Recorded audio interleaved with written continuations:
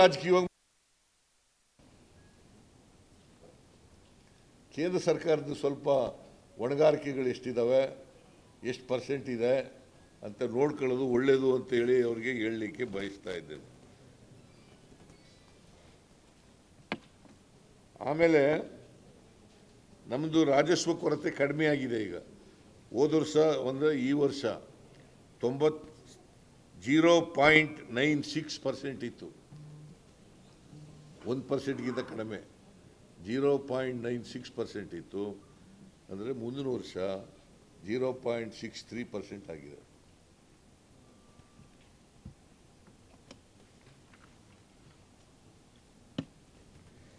ಆಮೇಲೆ GSDP ಎಷ್ಟಾಗಿದೆ ಅಂತಂದರೆ, GSDP ಕರ್ನಾಟಕದ GSDP ಗೊತ್ತಾ ನಿಮಗೆ? ಸುಮಾರು ಕಳೆದ ವರ್ಷ 28,61,929 ಕೋಟಿ ಇತ್ತು.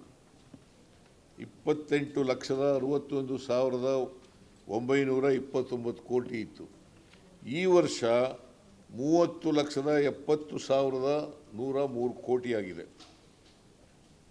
ಇದರಲ್ಲಿ 25% ನಾವು ಸಾಲ ತಗೋಬೇಕಾದ್ರೆ 30,70,103 ಕೋಟಿ.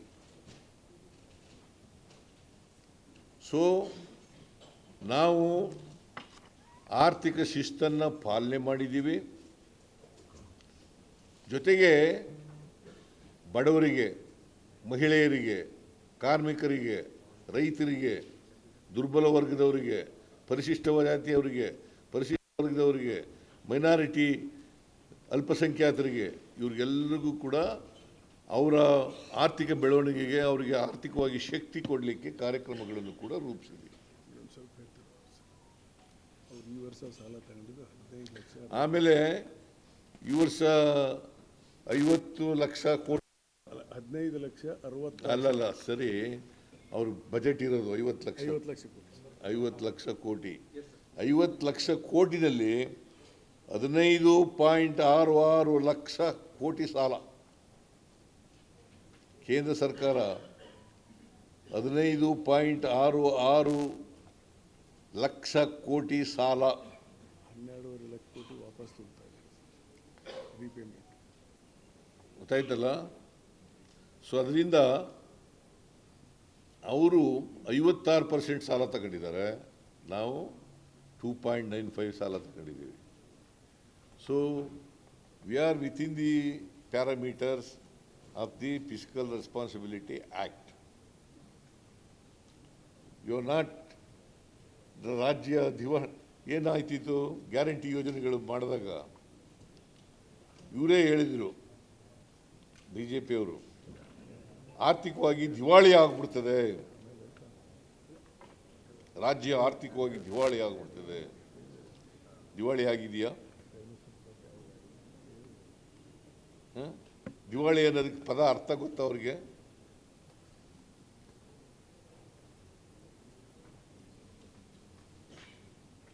ನಾವು ಆರ್ಥಿಕವಾಗಿ ಸದೃಢವಾಗಿದ್ದೀವಿ, ಜೊತೆಗೆ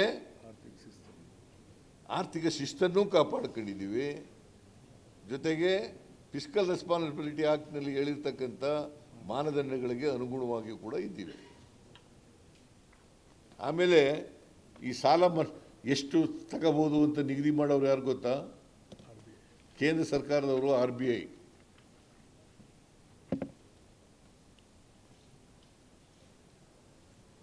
ಸೊ ನಾವು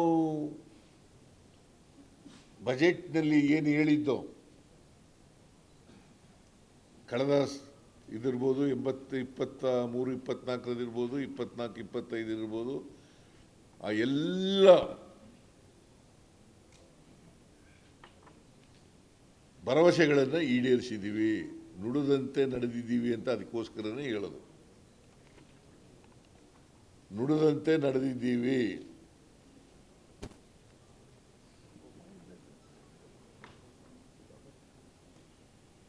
ಜೊತೆಗೆ ಶಿಸ್ತನ್ನು ಕಾಪಾಡ್ಕೊಂಡಿದ್ದೀವಿ, ಅಭಿವೃದ್ಧಿಗೂ ಹಣ ಖರ್ಚು ಮಾಡಿದ್ದೀವಿ. ಈಗ ಹೋದ ವರ್ಷ ನಮ್ಮ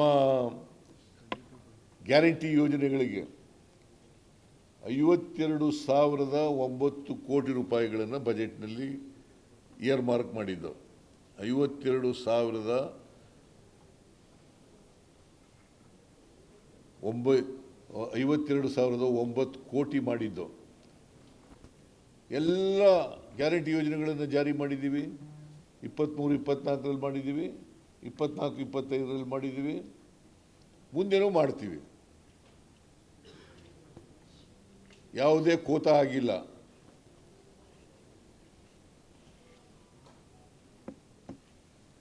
ಎಲ್ಲ ಗ್ಯಾರಂಟಿ ಯೋಜನೆಗಳನ್ನು ಜಾರಿ ಮಾಡಿದ್ದೀವಿ. ಕಳೆದ ವರ್ಷ ಬಜೆಟ್ನಲ್ಲಿ 52,009 ಕೋಟಿ ಈ ವರ್ಷದ ಬಜೆಟ್ನಲ್ಲಿ ಇಟ್ಟಿದ್ದು. ಮುಂದಿನ ವರ್ಷಕ್ಕೆ 51,034 ಕೋಟಿ ರೂಪಾಯಿಗಳನ್ನು ಇಟ್ಟಿದ್ದೀವಿ. ಯಾಕೆ ಕಡಿಮೆ ಆಯಿತು ಅಂತಂದರೆ 52,000 ಕೋಟಿಯಿಂದ ಈ ಸಾರಿ ನಾವು ಅಕ್ಕಿ ಕೊಡ್ತೀವಲ್ಲ, ಗ್ಯಾರಂಟಿ ಯೋಜನೆಯಲ್ಲಿ 5 kg ಅಕ್ಕಿ ಕೊಡ್ತೀವಲ್ಲ,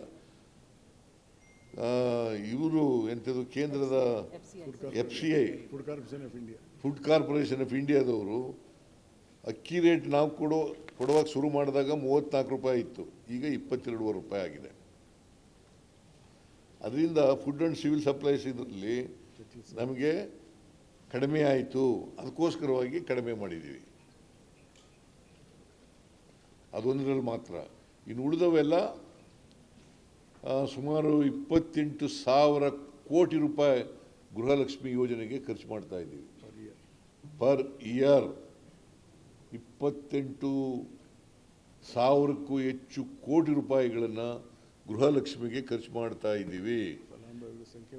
ಆಮೇಲೆ ಎಲ್ಲ ಇಲಾಖೆಗಳಿಗೂ ಕೂಡ ಈ ಸಾರಿ ಹೆಚ್ಚು ಹಣವನ್ನು ಕೊಟ್ಟಿದ್ದೀವಿ, except food and civil supplies because of the price rise. ಇದು ಡಿಕ್ಲೈನ್ ಆಗೋದ್ರಿಂದ ಅದೊಂದು ಮಾತು ಬಿಟ್ಟು ಇನ್ನು ಬಾಕಿ ಎಲ್ಲ ಇಲಾಖೆಗಳಿಗೂ ಹೆಚ್ಚು ಕೊಟ್ಟಿದ್ದೀವಿ. ಅಂದಮೇಲೆ ಎಲ್ಲಿ ಅಭಿವೃದ್ಧಿ ಕೆಲಸಗಳಿಗೆ ಹಣ ಇಲ್ಲ. BJPಯವರು ಹೇಳ್ತಾ ಇರ್ತಕ್ಕಂಥದ್ದು ಸುಳ್ಳು. ಅವರು ರಾಜಕೀಯವಾಗಿ ಮಾಡ್ತಾ ಇದ್ದಾರೆ. ಏನಂತ ಹೇಳಿದ್ರು, ಎಲ್ಲ ಗ್ಯಾರಂಟಿ ಯೋಜನೆಗಳನ್ನು ಜಾರಿ ಮಾಡಿದ್ರೆ ಕರ್ನಾಟಕ ಸರ್ಕಾರ ದಿವಾಳಿ ಆಗ್ಬಿಡ್ತದೆ ಅಂತ ಹೇಳಿದ್ರು. ಈಗ ದೆಹಲಿನಲ್ಲಿ ಏನು ಮಾಡಿದರು, ಹರಿಯಾಣದಲ್ಲಿ ಏನು ಮಾಡಿದರು, ಮಧ್ಯಪ್ರದೇಶದಲ್ಲಿ ಏನು ಮಾಡಿದರು, ಮಹಾರಾಷ್ಟ್ರದಲ್ಲಿ ಏನು ಮಾಡಿದರು, ರಾಜಸ್ಥಾನದಲ್ಲಿ ಏನು ಮಾಡಿದರು. ನಾವು ಹೇಳಿದ್ದನ್ನೇ ಫಾಲೋ ಮಾಡಿದ್ದಾರೆ, ಕಾಪಿ ಮಾಡಿದ್ದಾರೆ. ಸೊ ನಾವು ನೇರವಾಗಿ ಅವರ ಖಾತೆಗೆ ಹಣ ಕೊಡ್ತಕ್ಕಂಥ ಕೆಲಸ ಮಾಡಿದ್ದೀವಿ. ಮಧ್ಯವರ್ತಿಗಳ ಹಾವಳಿ ಇಲ್ಲ. DBT ಮೂಲಕ ನೇರವಾಗಿ ಹಣ ಕೊಡ್ತಕ್ಕಂಥ ಕೆಲಸ ಮಾಡಿದ್ದೀವಿ.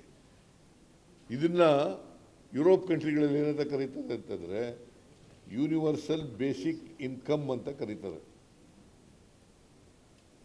ದಟ್ ಮೀನ್ಸ್ ಟು ಸೇ, ಈಗ ಒಂದು ಈ ಯೋಜನೆಗಳಿದಾವಲ್ಲ, ನಮ್ಮ ಗ್ಯಾರಂಟಿ ಯೋಜನೆಗಳು, ಒಂದು ಕಾನ್ಸ್ಟಿಟ್ಯೂನ್ಸಿಗೆ ಒಂದು ವರ್ಷಕ್ಕೆ ಎಷ್ಟು ಬರ್ತದೆ ಗೊತ್ತಾ? 232 average 232 crores per constituency.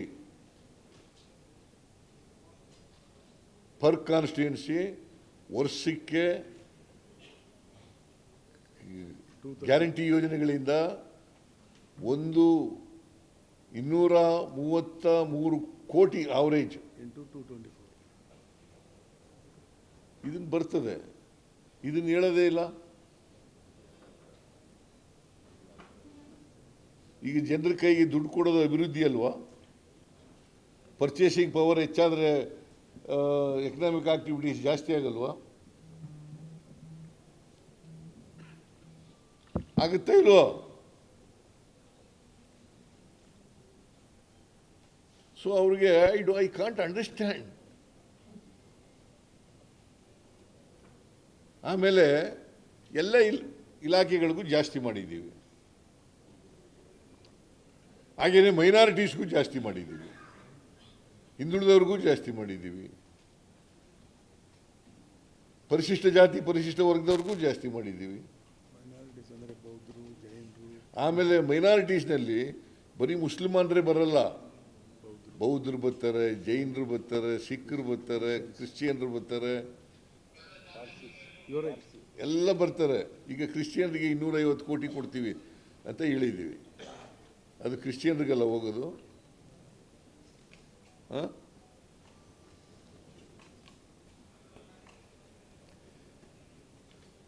Budget ಗಾತ್ರ 4,09,000 ಕೋಟಿ.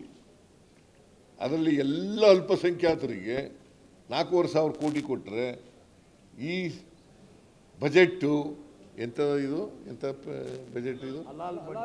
ಹಲಾಲ್ ಬಜೆಟ್. ಯಾಕಂತಂದರೆ ಅವ್ರ ಮನಸ್ಸಿನಲ್ಲಿ ಇರ್ತಕ್ಕಂಥದ್ದು ಭಾವನೆ ಇದೆಯಲ್ಲ, ಕೊಳಕು ಭಾವನೆ, ಆ ಕೊಳಕು ಭಾವನೆ ವ್ಯಕ್ತ ಆಗ್ತದೆ. ಅವನು ಯಾವನೋ ಒಬ್ಬ ಹೇಳ್ತಾನೆ,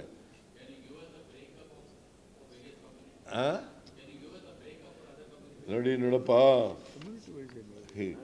ನೋಡಿ ಈಗ ನಿಮಗೆ ಪ್ರೋಗ್ರಾಮ್ನಲ್ಲಿ ಇದು ನೋಡಿ, ಇದು ನೋಡ್ಕೋಬೇಕು. ಪುಸ್ತಕ ಸಿಕ್ಕಿದೆಯಾ? ಪುರೈಸಿ ನೋಡಿ, ಇಲ್ಲಿದೆ ಯಾವ್ಯಾವ ಇಲಾಖೆಗೆ ಎಷ್ಟೆಷ್ಟು ಕೊಟ್ಟಿದ್ದೀವಿ ಅಂತ. ಕಮ್ಯುನಿಟಿ ವೈಸ್ ಇಲ್ಲ, ಕಮ್ಯುನಿಟಿ ವೈಸ್ ಕೊಡೋಕ್ಕಾಗಲ್ಲ. ಕಮ್ಯುನಿಟಿ ವೈಸ್ ಕೊಡೋಕ್ಕಾಗಲ್ಲ. ಮೈನಾರಿಟೀಸ್ ಅಂತ ಒಟ್ಟಿಗೆ ಹೇಳಿರೋದು. ಆಲ್ ಕಮ್ಯುನಿಟಿಗೆ ಹೇಳಿದ್ವಲ್ಲಯ್ಯ. 4 ಲಕ್ಷದ ಇಲ್ಲಿದೆ ಸರ್, SCP TSP. ನೋಡಪ್ಪ, SCP TSP ಇದು ಪರಿಶಿಷ್ಟ ಜಾತಿ ಪರಿಶಿಷ್ಟ ವರ್ಗದವರಿಗೆ 24% ಜನ ಇದ್ದಾರೆ. ಅವರು 24.1% ಜನ ಇದ್ದಾರೆ. ಅವ್ರಿಗೆ 42,000 ಕೋಟಿ.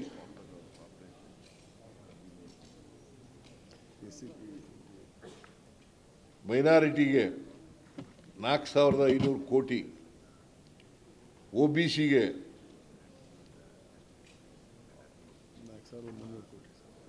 4,300 ಕೋಟಿ. ಯಾರು ಹೇಳಮ್ಮ? ಇಲ್ಲಿ ಕೊಟ್ಟಿದ್ದೀವಲ್ಲ, SCP TSP ಎಲ್ಲ ಇದು ಬರ್ತದೆ. 42,000 ಕೋಟಿಯಿಂದ ಹೆಚ್ಚಾಯ್ತು ಅಂತ ಹೇಳಲೇ ಇಲ್ಲ. ಸರ್, ಮೈನಾರಿಟೀಸ್ SCP TSPನಲ್ಲಿ 24% ಜನ ಇದ್ದಾರೆ. ಈಗ ಭಾಳ ಮಾತಾಡ್ತಾರೆ ಅವರು. BJP ಕೇಂದ್ರ ಸರ್ಕಾರ ಆಗಲಿ, BJP ಅಧಿಕಾರದಲ್ಲಿರ್ತಕ್ಕಂಥ ರಾಜ್ಯ ಸರ್ಕಾರಗಳಾಗಲಿ SCP TSP ಆಕ್ಟ್ ಮಾಡಿದ್ರೆ ತೋರಿಸ್ಲಿ ನೋಡಿ. Let them show. ಇಡೀ ಕೇಂದ್ರ ಸರ್ಕಾರ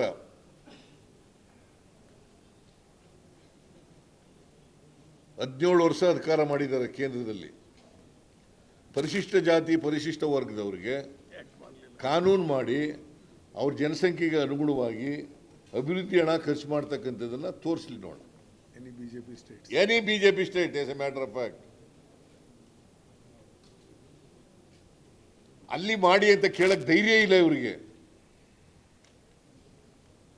ಕರ್ನಾಟಕದಲ್ಲಿ ಮಾಡಿರೋ ರೀತಿಯಲ್ಲಿ ಮಾಡ್ರಿ ಅಂತ. ಇಲ್ಲಿ ಮುಸಲ್ಮಾನರಿಗೆ ಕ್ರಿಶ್ಚಿಯನ್ರಿಗೆ ಹೆಚ್ಚು ಮಾಡಿಬಿಟ್ರಿ, ಮುಸಲ್ಮಾನರಿಗೆ ಹೆಚ್ಚು ಮಾಡಿಬಿಟ್ರಿ, ಮೈನಾರಿಟೀಸ್ಗೆ ಹೆಚ್ಚು ಮಾಡಿಬಿಟ್ರಿ ಅಂತ ಹೇಳಕ್ ಬರ್ತವೆ. What moral right they have? What moral right they have? C ಏನಿದೆ, ನಾ ಇನ್ನೂ ಕ್ವಶನ್ಗೆ ಬಂದಿಲ್ಲ. ತಾಳಯ ಕ್ವಶನ್ಗೆ ಬಂದಿಲ್ಲಪ್ಪ, ಆಮೇಲೆ ಕೇಳಿ. ಈಗ ಮೈ ಪಾಯಿಂಟ್ ಈಸ್, ಇದು ಎಲ್ರಿಗೂ ಸಾಮಾಜಿಕ ಶಕ್ತಿ ಕೊಡೋದು. ಈಗ ಮೈನಾರಿಟೀಸ್ಗೆ ನಾವು ಯಾಕೆ ಹೆಚ್ಚು ಕೊಡಬೇಕಾಗಿ ಬಂದಿದೆ ಈ ಸಾರಿ ಅಂತಂದರೆ, ಅವರಿಗೆ ಎಜುಕೇಷನ್ನು ಇದೆಯಾ? ಸರ್, ಎಜುಕೇಷನ್ನಲ್ಲಿ 25 ಅದರ್ಸ್ ಇದೆ, 75 ಮೈನಾರಿಟಿ. ಅಲ್ಲಿ ಅದರ್ಸ್ಗೂ ಕೊಡ್ತೀವಿ ಅವರಿಗೆ. ಇರ್ತದೇನ್ರಿ? ರೆಸಿಡೆನ್ಷಿಯಲ್ ಸ್ಕೂಲ್ ಆ್ಯಂಡ್ ಕಾಲೇಜ್ನಲ್ಲಿ 100 ಸೀಟ್ ಇದ್ದರೆ 25 ಅದರ್ಸ್, 75 ಮೈನಾರಿಟಿ. ಆಮೇಲೆ ನಾವು ಮೈನಾರಿಟೀಸ್ ಇನ್ಸ್ಟಿಟ್ಯೂಷನ್ಗಳು ಮಾಡಿದ್ರು